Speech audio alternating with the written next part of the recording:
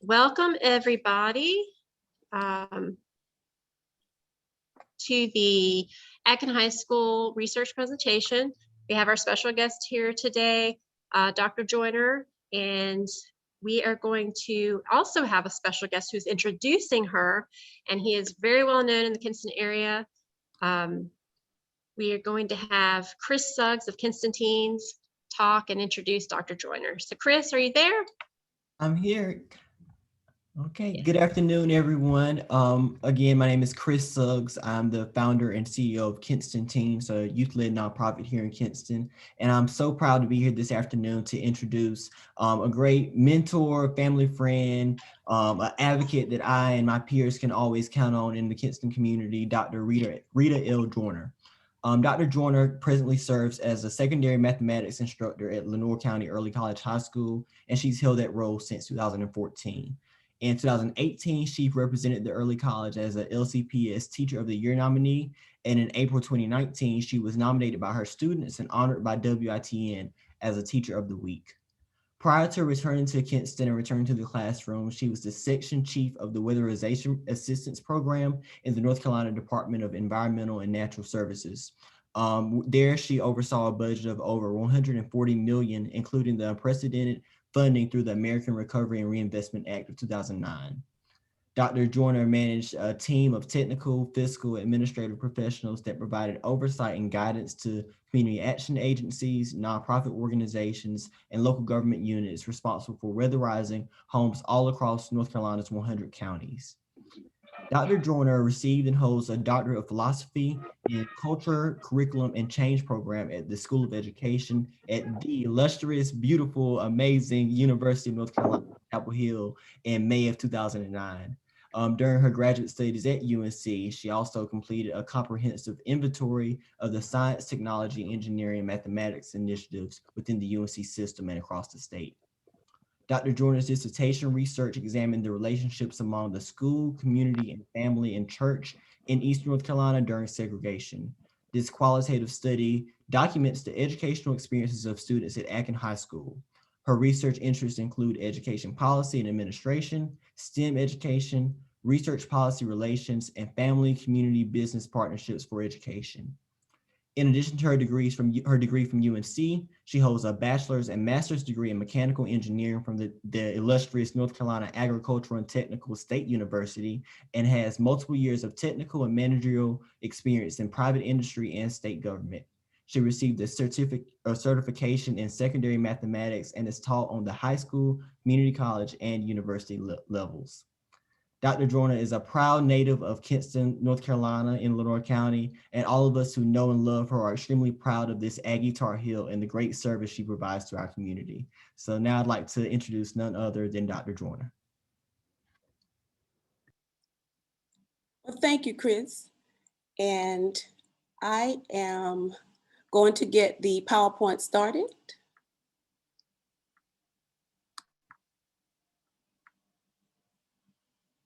Do I have sharing rights?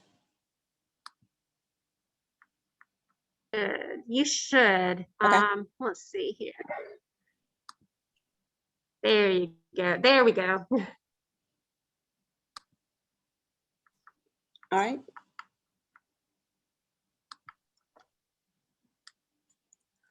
Of all the matters that matter, relationships matter most. Of all the matters that matter, relationships matter most. Thank you so much for joining us today, and I certainly appreciate you taking your time out to spend a little time with a little information I'd like to share with you.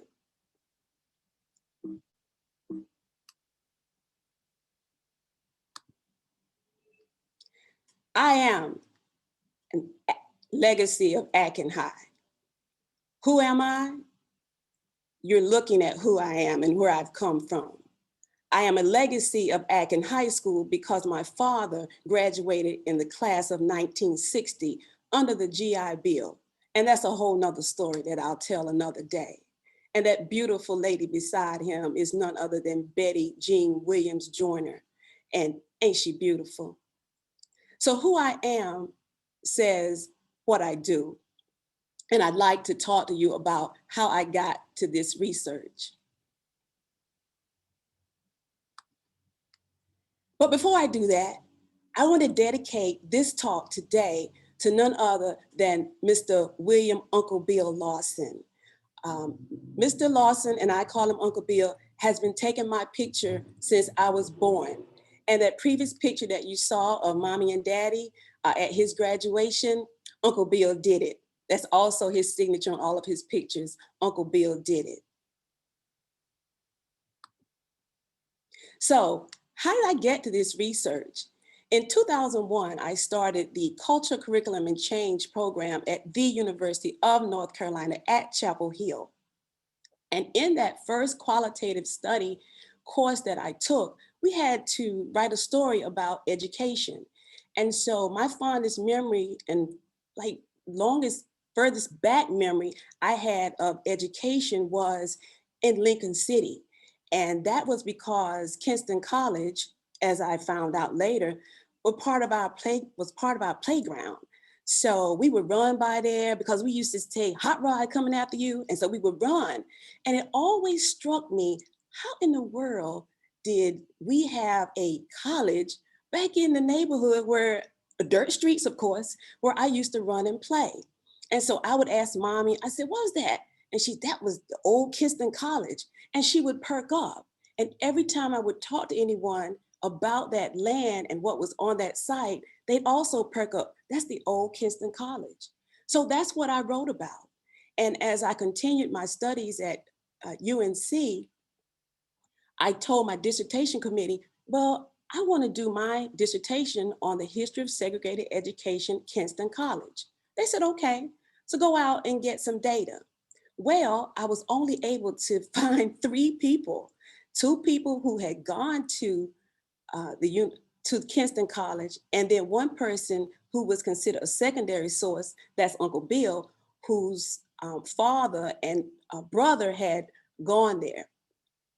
And so when I came back to my dissertation committee, they said, oh, you cannot do a dissertation on 3 people, one of whom is not a primary source.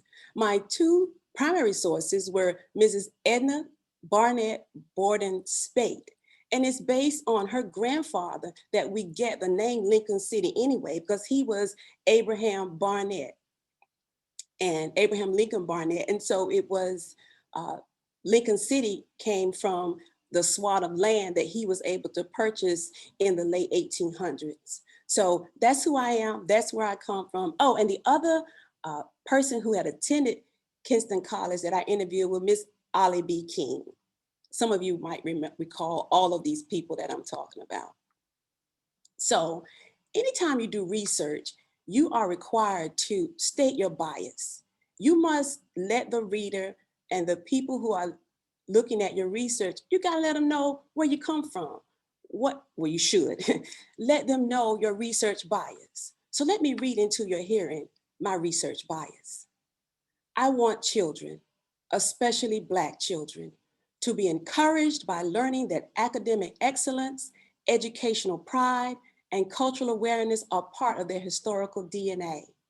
I want the lived experiences of my community ancestors to be ingrained and enshrined across this state and nation as a testament to where we have come from that will signal where we are going as a people.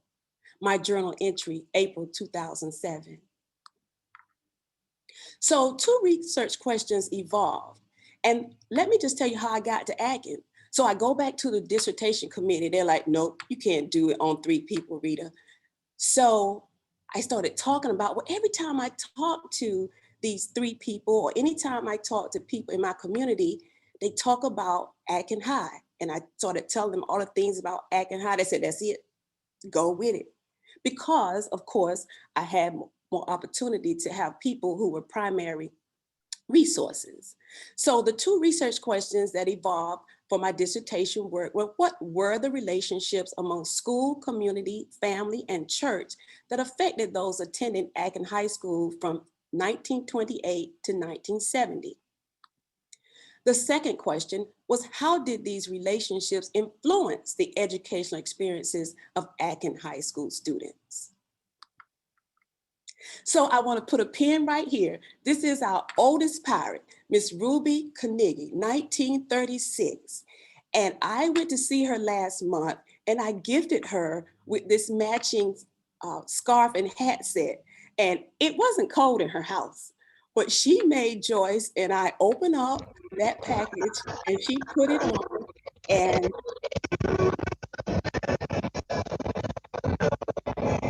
I hear some feedback, Shonda. I don't know if that's something we can handle. Okay, so back to Miss Ruby. She's the oldest living pirate and she graduated in 1936. And for those of you who are on this call, I also am looking for the youngest pirate. So that would be whoever is in the class of 1970 who is the youngest. Adkin High School is a Rosenwald school. Back in I don't know the exact year that it started, but Julius Rosenwald, who was a chairman of the Sears and Roebuck at the time, along with Booker T. Washington, joined together to create Rosenwald School Program. And it is in the documentation that North Carolina was a leader in Rosenwald School development. Adkin High School opened in 1928 and closed in 1970. Notable graduates: Harvey Elliott Beach. I called him Uncle Harvey.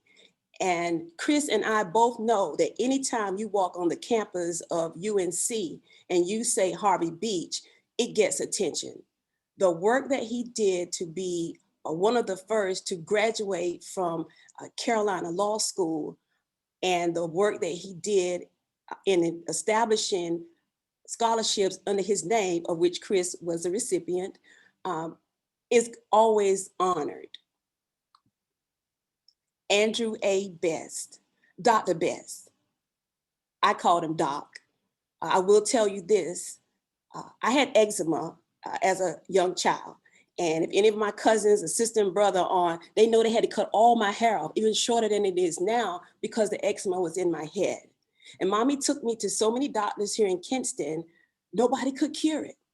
So as the story goes, according told to me, there was a young doctor that was over in Greenville from Kinston, and mommy and daddy took me over there. And from there, my grandma took me down that dirt road. I think it was probably dirt, I don't know, from Kinston to Greenville so that I could go see Doc on Cadillac Street, where my uncle Hub and Aunt Stella lived right across the street. So it's all about relationships. And all through my life, Dr. Best has been a mentor and an inspiration for me. And a lot of people don't even know he's from Kinston. So we got a lot of work to do. They think he's from Greenville, but no, he's out there from Jericho, but he went to Adkin High and he's an Aggie. Let me tell you how bad Dr. Best is. You see this bridge? It's named the Dr. Andrew Best Bridge. And if you ever go over to Greenville, and I think it's 10th Street, it's part of the connector that, who was, I think it's Leo Jenkins and somebody else. It's named the Leo Jenkins Parkway or something. And this is called the Andrew Best Bridge. So I'm just so happy to have known him and the fact that he is an Adkin pirate. Oh, wait. And my other one was Maceo. I missed those pictures. I'm sorry. Everybody knows Maceo. Blow, Maceo, blow. And if you do me a favor, as I am speaking, there's an opportunity for you to sign in the chat. Put down who your most notable Adkin pirates are. Because really, my most notable Adkin pirate is my daddy, Robert Ariel Joyner. And I also added in those three. So for my research participants, I wanted to go from the person who I knew that was in my circle, who was the oldest living pirate at the time, down to the youngest pirates. So you'll notice that one of the reasons why Uncle Bill gets the dedication to this talk, because Uncle Bill not only was part of my Kinston College research, but he was able to become a primary source for my Adkin High research. Mr. Isaac Pope, very good friend of mine. I love Mr. Pope. He was a first in so many things, but one of the last things that he was a first for, he was the first African-American to be at the assisted living at the Veterans Home out on, whatever that road is, you know, not Rouse Road, but it'll come to somebody that might want to tell me at some point. Hall Road. Hall Road, thank you. And then of course, Mr. Milton Dove Sr., hopefully some of his family is on. He and I spent so many hours together, and whenever I would get discouraged, because my dream is to be a college professor. My dream is to be on a university campus. And he would always say to me, Rita, you got everything that you need. And whenever the opportunity comes, you prepared yourself. Of course, Uncle Bill, Doris Jones, class of 1942, is actually my aunt Doris Jones. I call her Aunt Thomasine. This is her mom, and she was a long-standing mother of St. Peter Church. Miss Thelma Holman Waters, class of 47. Now she's the historian. I was able to use so much of her data to go back and confirm some of the things that I found, or to use her data and to go back and confirm what she had found. Wonderful woman, spent hours with her as well. The Reverend J.O. Williams, kin to me, my cousin, relationships matter. Reverend J.O., and I just call him J.O., and it's not disrespectful, it's just because he's just that kind of friend of mine. Class of 1951 has so many wonderful stories. Because he's a preacher, he can tell wonderful stories, keep you laughing, keep you thinking, and I honor him today. And he was the first bus driver at Adkin. Oh, okay, here we go. Mistakes are valuable, right, Miss Richburg? That's what we teach our children. That slide was supposed to go with the notables. So it's very notable that we have Maceo Parker, blow, Maceo, blow. And this I didn't know when I started working at LCC and teaching at night in the developmental math class. There was a young, very nice Black guy who would always help me whenever I needed help. He says, hi, nice to meet you. I'm Kevin Parker. Hi, nice to meet you. I'm Dr. Rita Joyner. So he and I became friends.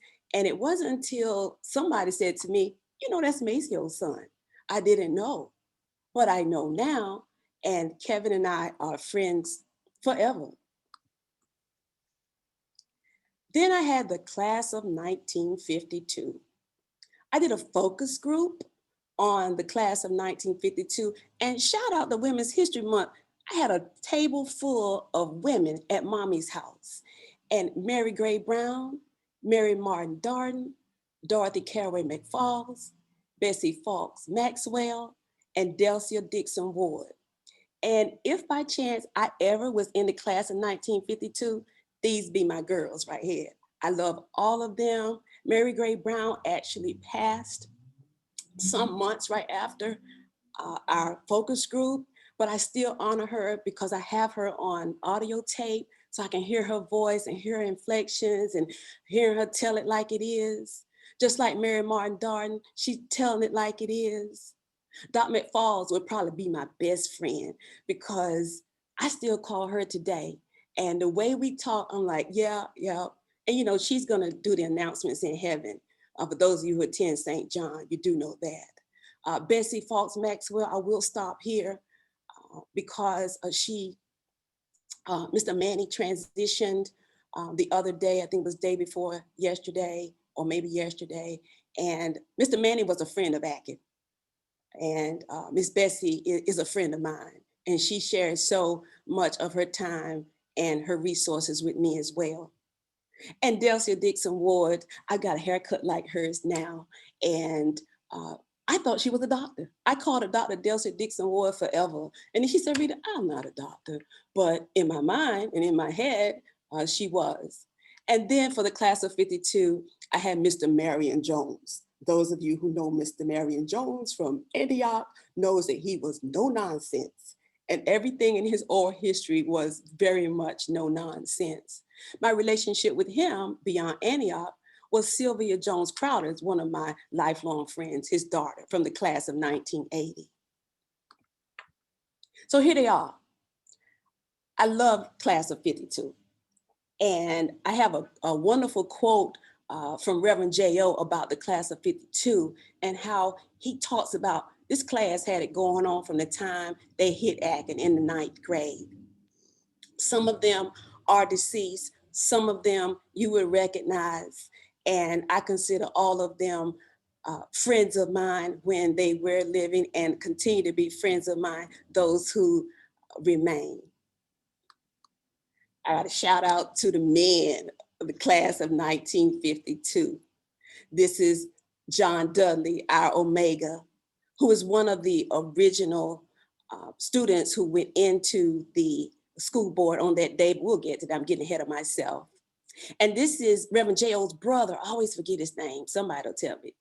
It's Mr. Joe Nobles, who introduced me to so much history every time I talk to him. Mr. Robert Gooding fixed every car that we ever had. And I love his family and his children. And then on the end is Mr. Jesse Wiggins, who I consider a mentor of mine right now, because I'm always tapping into his wisdom and experience. Participants included Robert Brown, CWO retired, Dr. Desretta McAllister Harper, Edwin Jones, Mamie Jean Jones Johnson, the Honorable Judge Paul Jones retired, Anthony Stewart, Edgar Murphy Jr., and Jackie Williams Stewart. For the essence of time, I really would like to go in and give you the relationship I have with all of these people, but that'll be the next talk. I will say that I do have family members that I interviewed. Mamie Jean Jones Johnson is the sister of one of my later participants, and Anthony Stewart and Jackie Williams Stewart are the love couple.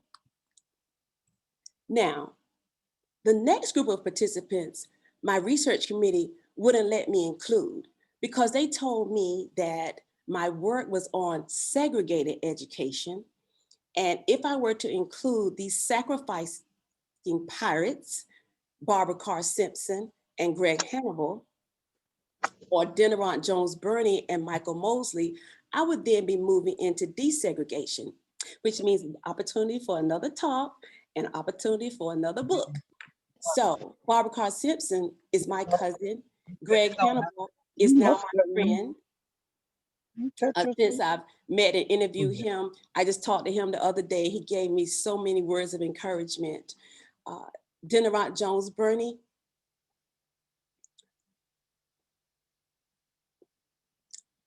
such a friend. She called me Rita, and I can still hear her voice. She's no longer with us. Neither is Michael Mosley, who was a Tar Heel. And if you go into any new environment where there's a lot of people, if you don't go in with the right people, giving the signal that you're okay, you'll have a hard time becoming a member of the group. Well, because of Michael Mosley, walking around with me at the Black alumni reunions, and Desdemona Karen Lewis Faison, those two from Kinston, Tar Heels, now I'm accepted and I am on the planning committee and have been past chair of the gala committee raising money for Black kids at UNC.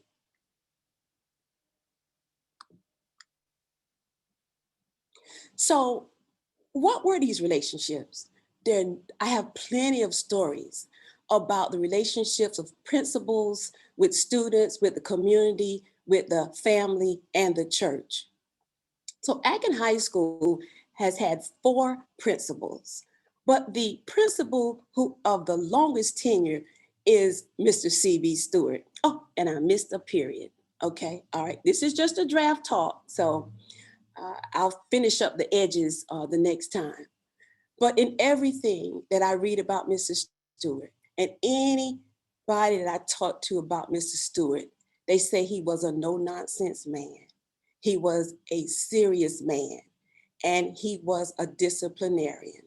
Didn't take junk from anybody, but he was fair. And that's important. When Mr. Stewart retired in 1966, he still kept on working in our community. So he has a connection with the students, the teachers, the community, and the church, as he was a member of First Baptist. Teachers and their relationships with students, community, family, and church. So when I do this oral history, when I have talked to people about their lived experiences and their relationships at Adkin High, I first ask them about themselves. So they tell me how many sisters and brothers they have, what community they grew up in. I get their background. Then I get into their experience at Adkin High, or in the case of my sacrificing pirates at Grainger and at Kinston High. And there's some teacher names that come up all the time. And I want to share just a little bit about each of them as we go forward. But I graduated from UNC in the Culture, Curriculum, and Change department. But I want you to remember 4 C's when it comes to Adkin High teachers. So instead of the 3 C's program that I graduated with at Carolina, there's going to be 4 C's when we talk about Adkin High teachers. Caring, compassionate, concerned, and competent. Caring, compassionate, concerned, and competent. If you go into any Adkin yearbook, you're going to see that most of those teachers did advanced studies outside of North Carolina, Columbia, all kind of places. So they were competent in making sure that they kept up with their discipline, but they were also caring, compassionate, and concerned. Some of you may remember Miss Sarah Wooten, if you're old enough on the call. There's a story that was given to me about, she was a tough woman, that she went in the bathroom one day, the boys' bathroom, after these dudes that I guess they were, cutting up. And they thought they would get away from her by running the bathroom. But guess what she did? She went right in there and got them out. So caring, concerned, compassionate, competent. She also, I found out, she wrote the alma mater and the school song along with somebody named Fields. I think that's the last name. Sarah Wooten. Mabel Linhart. Let me tell you all the stories I get about her. Was she 5 feet tall? I don't know her exact height. No one's ever told me her exact height, but she was not a woman of stature like Miss Wooten. She was a little tiny lady, but as they would say, she packed a powerful punch.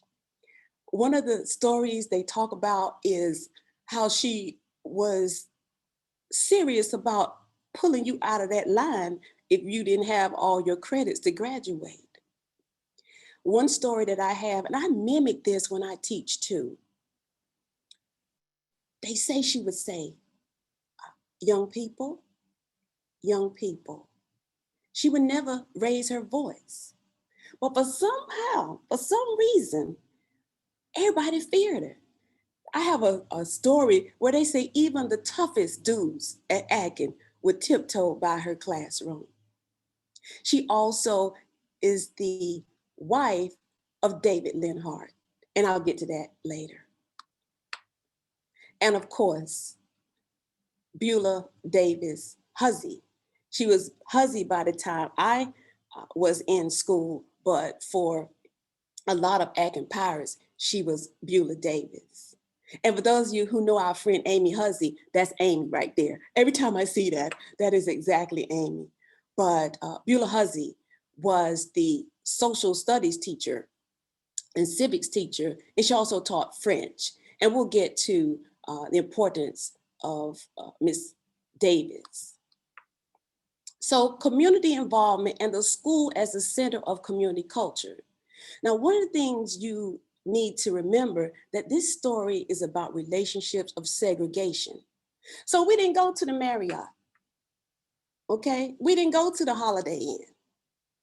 What we did do was go to Adkin High.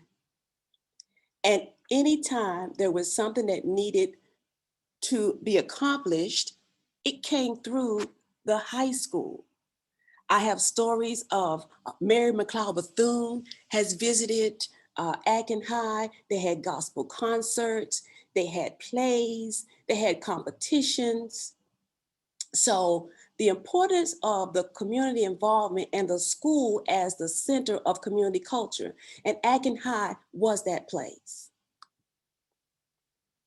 Families and their relationships and the church relationships.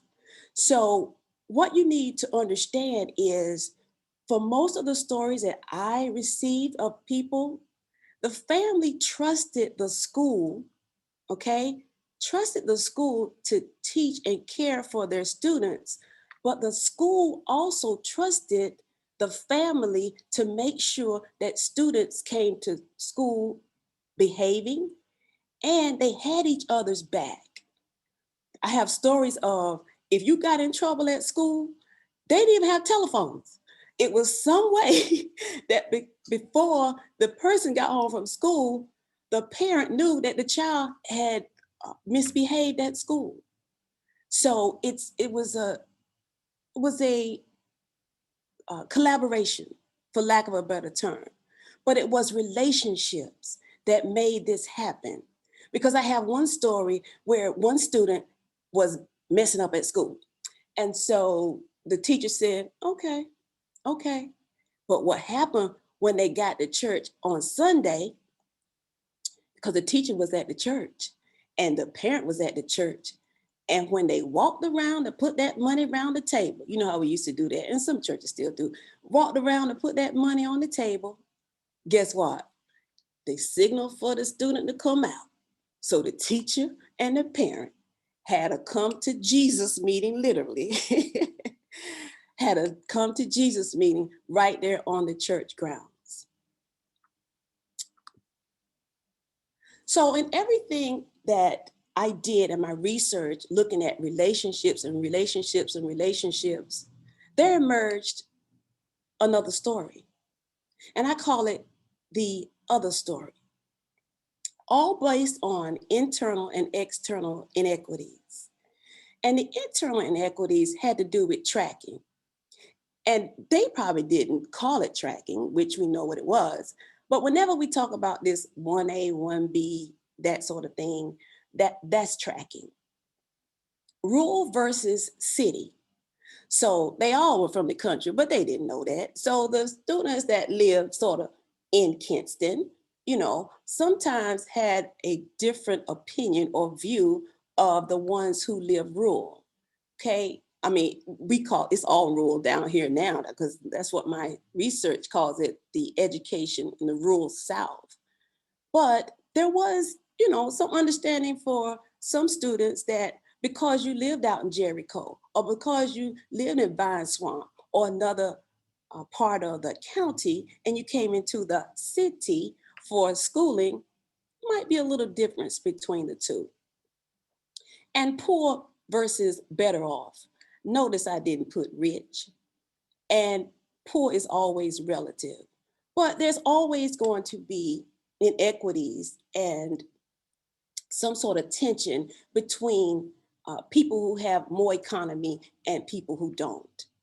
But I do have wonderful stories of triumph. That students who, yes, I was in 1B, but I got a full scholarship and I have a college degree and I've been able to take care of myself and my family. The rural versus city, that all went away, okay? And then the poor versus better off, I'm sure that subsided too, because trust me, poor and better off is all relative. So the external inequities of the other story that I discovered was resistance and then triumph. And that brings us to the 1951 Adkin High Walkout. It occurred on November 20th, 1951. It was a Tuesday before the Thanksgiving break. And it was a student designed and led by the class of 1952. Remember what Rev. J.O. said about them? Here it is. So the work that's being done now is to make sure that that oral history is being documented. Because somebody said to me, if it's not written down, it didn't happen, okay? And we have at this point, and there's going to be more, we have a lot of print documentation, but at the Library of Congress, we have 7 students who are part of an oral history program, and it's part of the Smithsonian Digital Collection. And I invite you to check that out. It includes Mr. John Dudley, who is one of, like I said, one of the 5 members who actually, of the class of 52, and who actually went to the school board on that Monday night. We have Holly Holder, who is a Duke graduate. We still love her, don't we, Chris? And she has a Weebly that she has designed. I have now named Holly the darling of the district, and she's gonna do some great things in moving Kinston forward, just like Chris is already doing. And if you check out that Weebly, she has a documentary and other artifacts where she is working on moving this into a curriculum based, and she and I are working together on that. She just recently, for Black History Month, had our artists and myself on a Zoom with her students at Southeast Elementary. And there's a young lady out of Charlotte, I guess she's out of Charlotte. She created a 2-minute history of the Adkin High Walkout. And I invite you to also go and look at that. So currently, things that are happening for the 1951 walkout is the Downtown Kitchener mural program at the corner of North Queen and East Castle Streets commissioned 2 young artists, Maximilian Mazingo and Jamil Burton, who, again, relationships matter. Now I have a relationship with them. And because of my relationship with them, relationship with Holly, we were able to pass this forward to these young, I guess they were 3rd graders, I don't exactly remember, at Southeast, but we did a Zoom with them. And also, I am so, so happy to say that we are getting our first marker. We were awarded this just this month, March 2021. And the good news, because Kinston is always in the forefront, we were one of 3 marker locations awarded in cycle 1. The other 2 were Shelby, North Carolina, and Ahoskie, North Carolina. And it will be located at the corner of MLK and East Washington Street, where Kinston Teens now has that digital message board. And we thank Chris and Kinston Teens for livening up that corner. So I want, for those of you, let's see how this is gonna work.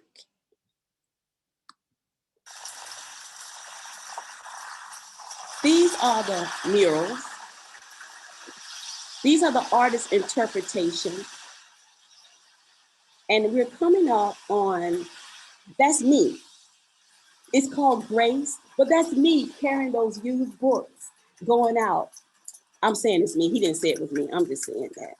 So if you get the opportunity, there are more murals here in the city of Kinston, but go by, and I do have information on the artist's interpretation for anyone that would like to have that.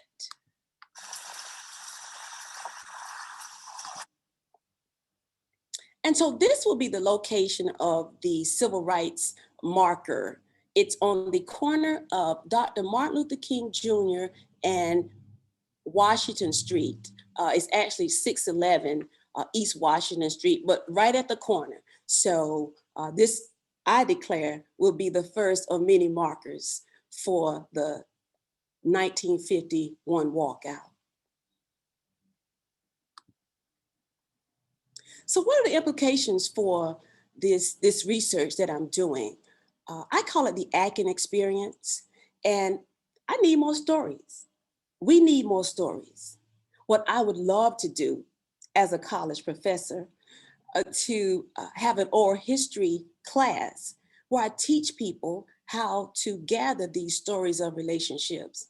But I can start tomorrow with any church, any organization, anyone who wants to give their oral history, but also wants me to work with young people on how to gather those stories so that as they're gathering the stories, they're also learning about the Adkin experience. So then they become legacies. The second thing is the historical cultural preservation of Adkin alumni and friends, the organization, but also the restoration of the C.B. Stewart Alumni Center to return it to its grandeur. The other implications for the future, the GAP Commission is the short version of the title of it, said that the state of North Carolina should be teaching history to young people so that they know where they come from, so that we can use their history and encourage them to achieve academic excellence and therefore work to close the intellectual academic gap. Again, I'm available to help do that. And the other is education policy and reform. I will say relationships among the school, the community, the family, and the church is what brought us from segregated education to desegregation to where we are today. Now, we can have a long discussion about what those relationships are today, and are they as strong as they were from 1928 to 1970?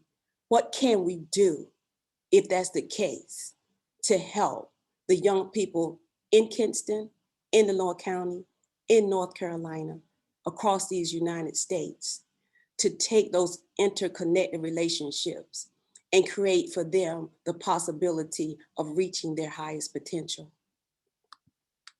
So, how can you help? I need stories of relationships. We need stories of relationships. If you are a legacy of Adkin, as I am, meaning parent, sister, brother, grandma, as in Chris's case, attended Adkin, you become a legacy. And I'd like to connect with you so that we can make sure that these stories of relationships are passed on from generation to generation. And if you're just interested in my research and you want to give me some feedback, I welcome that as well. My phone number and my email are on this slide. And we'll figure out how to get it back up because I'm at the end now. And I do, from the bottom of my heart, thank you for your time and attention. All right. Thank you, Dr. Joyner. That was amazing. So we're going to open this up for questions. If anybody has any questions, you can either type them in the chat and I will read them, or you can unmute yourself and ask your question. Okay. So if anybody has any questions, you can go ahead and just try to remember to mute yourself back so there's no feedback or anything. All right. Does anybody have any questions? Yes, will this be recorded and be able to be reviewed another time? Yes.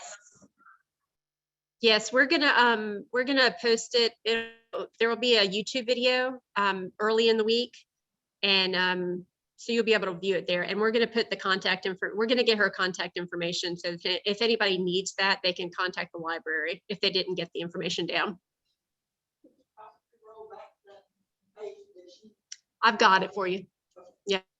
Somebody here had asked if she could get the information, but I've got it. All right. Anybody else? Yes, I have a question. Could you get Dr. J to explain? She's got her PhD. She's doing further research. Could she kind of explain what her next steps are as far as continuing her education over? I think the question was, I have the doctorate in education. What am I going to do with it? Well, or with the research. I think maybe that's what he was saying. And thank you for that question. As I talked in my last slides about the implications for the future, that is where I would see myself going forward. Now, I have put a deposit on a book, so the book will be coming out. And I do serve as secretary and chair of the Ways and Means for the Adkin Alumni and Friends Association. So much of what I do here is to further that organization. And I'm the Pied Piper of the Adkin High Pirates. Mr. Malloy said to me, how you know so much about Adkin? You didn't even go there. Because I'm a proud 1980 graduate of Kinston High School. But you guys gotta know, and I thought about this, I've been studying Adkin since 2006. Eleanor Stewart and I had a conversation, and I pulled out my 2006 Adkin Alumni and Friends t-shirt. So from 2006 to right up until today, Adkin High has been in my blood. Well, it's in my blood because of daddy, but you know, it's been a primary source for me. And I'm telling you, I have so much more information to talk about, because one of the things I forgot to talk about, and I didn't extend on, which I would love to do, is David Linhart and the historic Holloway Community Center and the Sharks. And a group of us have formed the Friends of Holloway, because we are determined to keep historic Holloway Pool vibrant and open and as new as the, what's that thing out there? The Woodman, I guess they call it the Kinston Community Center now. But the last 2 summers, we've had adult swim. You have to be 40 to get in the pool with us. You can stand at the fence if you're 39, but when you turn 40, you can get in the water and swim with us. So thank you for that question, Mr. Noble. Hi, this is Frances Suggs. Can you hear me? Yes. I just wondered if you had thought about including the entrepreneurs, the business owners, and their relationships with the communities. I'm especially thinking of Harlem, I think it was Harlem Inn Cafe, yes.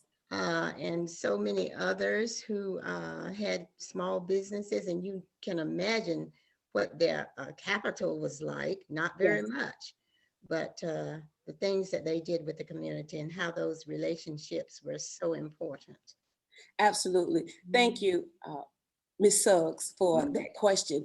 And yes, one of the things too is that, and I didn't get to say this, Shonda, but at the first of the month in February, because you do know this was supposed to be during Black History Month. But when we had the technical difficulties, I said, Shonda, Black history is 365. Black history is American history. And the story that I tell is celebrating local history. So I can speak next month, I can speak in July, I can speak in November when we do the commemoration of 70 years of the walkout. So the stories that we tell of the relationships of segregated education at Adkin High School can just have so much blooming effect. Because yes, there was Harlem's Inn, and at that first presentation for Black History Month was on the Green Book. So they are looking for people who will give them information about 4 businesses that are in the Green Book for North Carolina. And let me tell you how bad Kinston is. One of those and 2 of those are still standing, Mark Tourist Home and Dove and Sons Garage. And the wonderful thing about Dove and Sons Garage is only one of 3 in the whole state that were owned and operated, and to this day remain owned and operated by the same family. So yes, that is something, Ms. Francis, that I think would be important to include and extend in my research. Did anybody else have any questions? I was going to bring it back to that, the Green Book Project. If anybody does have information or you need to know a little bit more about that, you can email the library at NRL@News Library. I'll put it in the chat. And because I have email, you can actually reach out to the African American Heritage Commission that's in Raleigh and let them know. They were looking for a specific site. They wanted to know exactly where it was located. They're looking for Phillips Cafe. And see, I called it Toots Right. Cafe because mommy and my grandma cooked for Miss Toot. So I never called it Phillips Cafe. I always called it Toots Cafe. So if anyone can help them, or you have any information about Phillips Cafe, and if you work there, or anything about where it was located within that block. See, I remember that block because Sugar Hill was my playground. My grandmother, Martha Williams, was cab number 3 for Eagle Taxi. And my daddy operated a pool hall right on the corner. So when I was with my granny, I ran up and down South Queen Street. Andy Herring Gospel record store and was on that side, and just so much of that whole sort of entire block, right to where Uncle Harvey has built his replica of the old well. Chris, I forgot to tell him about that, that we have that here in Kinston. Well, Oh, and just- let me tell you, the other one was Phillips Cafe. I call Toots Cafe. The Bluebird Inn. I don't remember that one. Anybody remember the Bluebird Inn? The other one was Dove and Son Garage. And the fourth one was Mark Tourist Home. So if you have any connection, any relationship with any of those 4 locations, please, please, please contact the library, contact me. And between the 2 of us, we'll make sure you get to Director Angela Thorpe, who is over the North Carolina African American Historic Commission. And we have a local commission here. I think Sammy Aiken, our councilman Sammy Aiken, is the president of that. I just wanted to piggyback regarding the Green Book, and I was going the same place that you just went. The local chapter is in the process of placing a historical marker at the corner of South and South Street and South Queen Streets. So, and that is in reference to the Green Book and in reference to Dove and Sons, as well as Mark's Tourist Home.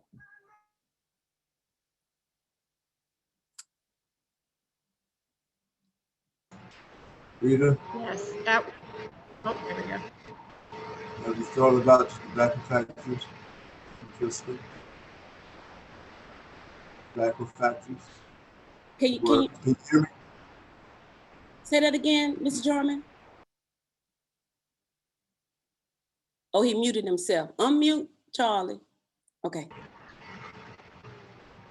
Say it again. Years, for many years, the folks in Kinston worked at the tobacco factories in the warehouse.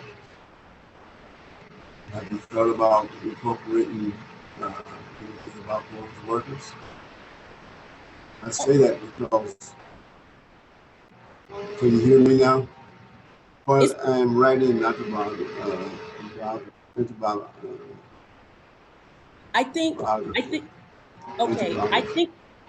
autobiography on the tobacco factory.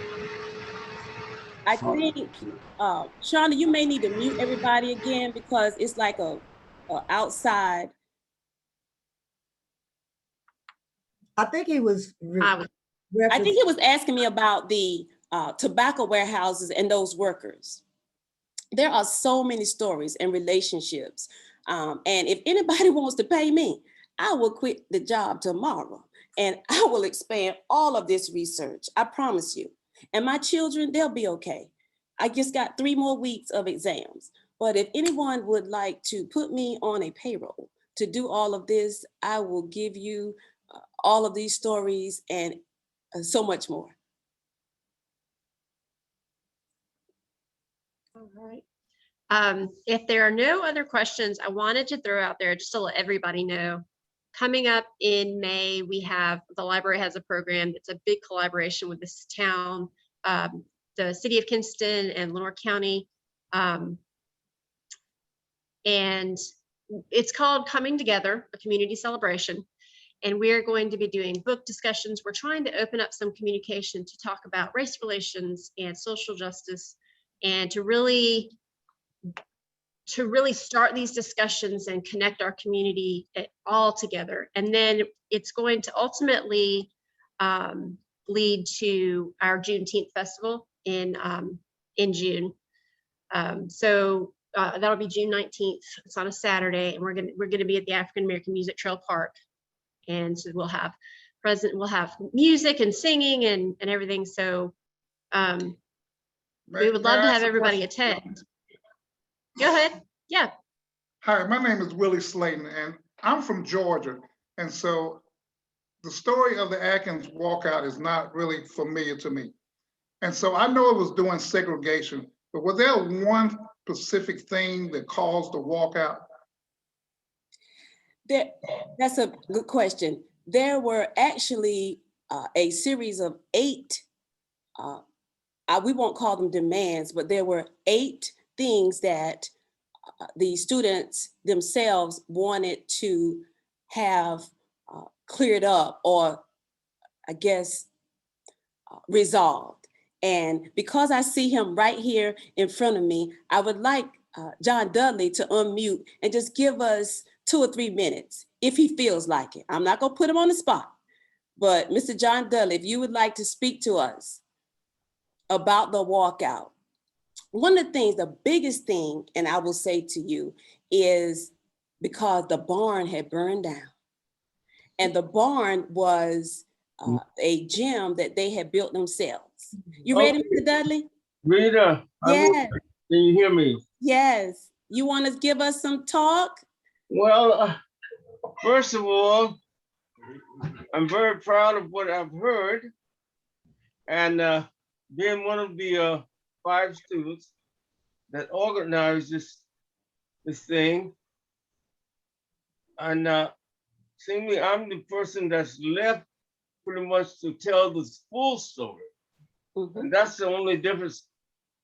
The class of 52, that I went to the board, and the whole process I was involved in. Miss B.G. Davis.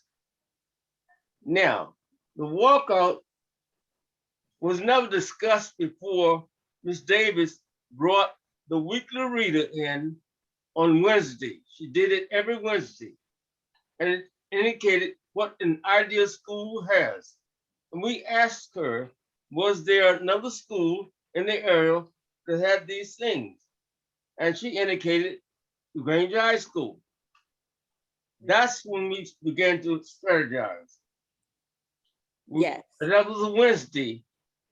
And we went to the board and said, if they didn't give us the proper response, we're walking out. And we had a code word. Carol Stewart has lost a red pocketbook. And if anybody finds it, please return to the office. Now, let me cut it short. After that Tuesday, we walked out of school. That Wednesday, the school board sent 2 members over to the school and told C.B. Stewart to get those 5 students who were in our office yesterday. And they said, if any of those students violated the law in any way, we 5 students would not graduate. C.B. Stewart never talked to us about anything. He was a great man. Yeah. And so there's a misnomer that he encouraged us to come back to school. He never even talked to us. Mm-hmm. And that's all I want to say. Yeah. Thank you, John Dudley. Considered one of my friends today. Yes. But I will tell you, it was the barn had burned. The students and faculty had built this wooden gym, and it had a pot-belly stove. And what happened when it burned down, they wanted a gym built, and Grainger was about to get its second gym. So along with the fact that the barn had burned down and the area around, because it's on the Adkin High is on the tributary of the Adkin on the banks of the Adkin tributary. So you've been to Kinston numerous times, and you know when it floods, it floods. So the school grounds would flood, and just inequities that were about during segregated education, used books, used equipment. There's a story of they only had one microscope that the whole class had to use. Now, I don't know how many microscopes Grainger had, but I guarantee you they had more than one. So when I talk about the external inequities and the resistance and the triumph that came from, that's really the whole story. We do have what we call the story, right, Mr. Dudley? We have the story that we are about to incorporate so that it will tell the story from the perspective of Paul Frederick Thompson and John Dudley, who were two of the class of 52 seniors that went into the school board that Monday night. And of course, the signal was Carolyn Cofield has lost her red pocketbook. So if you ever see me in Kinston or anywhere else, more than likely, I'm gonna be carrying a red purse. Because what this does for me, and my shout out to Cynthia Joyner Slayton, who keeps me in designer red bags. So people will stop me and say, oh, I love your purse. And it just gives me an opportunity to tell the story of Adkin High and the 1951 walkout. Mr. Dudley, you got one more thing to add?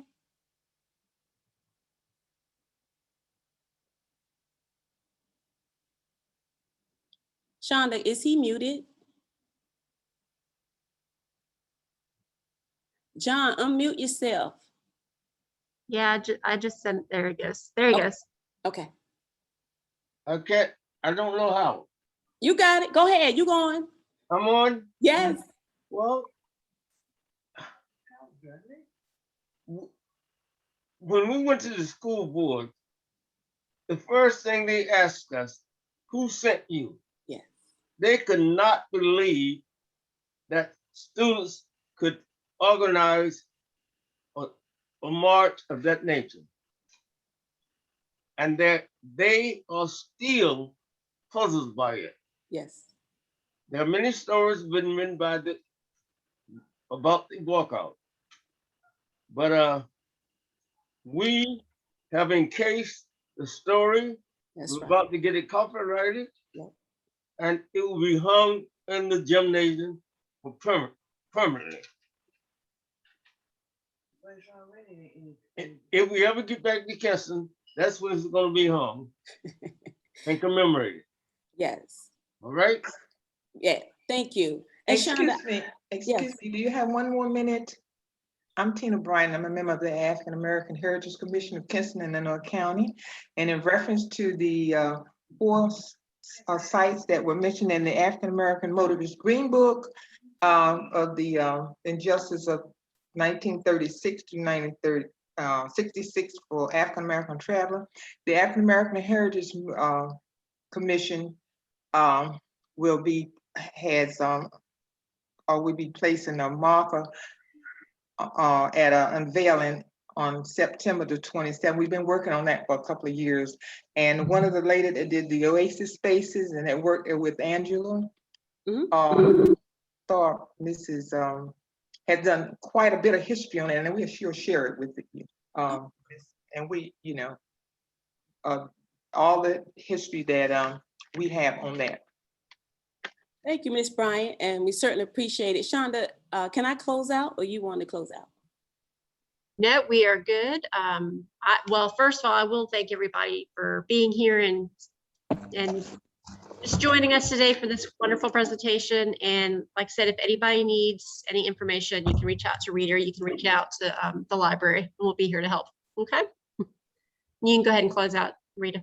I will close out by saying thank you from the bottom of my heart for taking time out of your afternoon to spend with me and talking about this research that is such a passion for me, and my whole life's work will be the historical cultural preservation of Adkin High School. And I invite you to join me. And thank you so much to Shonda and the library people for thinking it not robbery to have me on again. And it's not even Black History Month. Absolutely, a wonderful, beautiful job. You've done a Thank you, wonderful Ms. job. Bryant. You know you've always been in my corner. I appreciate it. Aggie Pride. Aggie pride. Clutch my pearls. Bye. All right. Thank you, everybody. Bye, everybody. And Adkin Pirate proud. Yes. Proud of you, Rita. Proud of you, Rita. Thank you. Yes, dear. Thank Great you. job, cousin. Thank you. Great job, Ariel. Thank you. Thank you. I appreciate all of y'all. Good job, Aunt Rita. Thank you, Betty Boo. Outstanding job, Rita. I appreciate it. Class of 80. Class of 80. Great job, Rita. Thank you. Thank you, everybody. Love you, Dr. Joyner. Great job, my niece. Love you. Thank you. Thank you, That's good. Nice to meet you, Pirates and friends. Yes. Good job, Rita. my Enjoyed it. Proud of you. Thank you so much. I appreciate y'all. All right. Enjoy girl. you, Rita. Thank you. Good job, Rita. Very informative. Thank you. I didn't want to cut them off. Oh, We'll wait. I didn't want to cut them off. We got about 2 minutes. Okay. Yeah. Somebody's got to Thank be you guys the for last being one. Yeah. Great presentation. I'll be in touch, Doctor. Thank you so much. Sure. Thank today. you.